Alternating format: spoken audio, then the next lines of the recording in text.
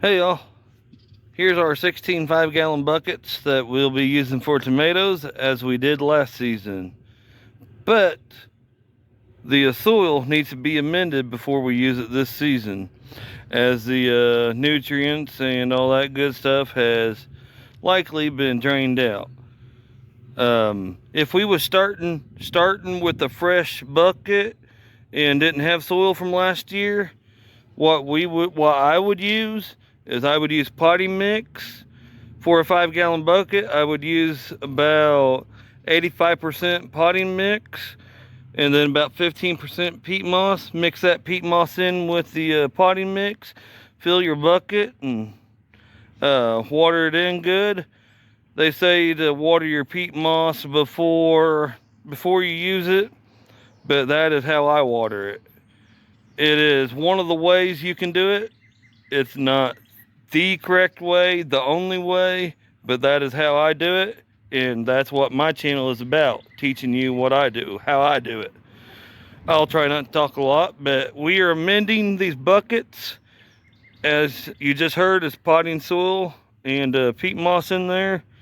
I did use a little bit of blood meal and fish and molds and fertilizer last year too, so it's for my fertilizers throughout the season. So what we're doing is we're going to dump 2 buckets in here, mix it around. Can you see that root growth in there? That was from the bottom of the tomato bucket. I can't remember which tomato I had in here, but we had roots on the bottom, so that was good. So that's some decent rootage system, right? We've got 2 buckets dumped in there. We're going to do 2 at a time. And on our additions, amending, we're doing 4 scoops of the peat moss with a hand trowel, 4 large scoops, or 4 handfuls roughly. On the perlite, we only have 1 bag of it, so per 2 buckets, we're using about 3 handfuls to put in there. 3 tablespoons roughly on the blood meal and the bone meal. 1 large shovel of black cowworth and 1 large shovel of potting mix. I do like my buckets to be a couple inches from the top. That way when it rains, it's not splattering over, and the stem has room to grow and breathe in there.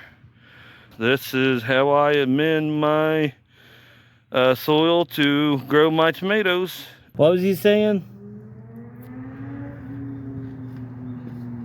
I think I counted about 13 that's actually probably going to make it. A few more of them, we'll probably put them in the dirt and see if they do anything. And if not, I don't know if we'll grow replacements or just go ahead and buy something else. I love purple Cherokee and I ain't got any purple Cherokee, so I'm leaning more towards probably buying some of those somewhere. Some zinnias. It splits in half right here.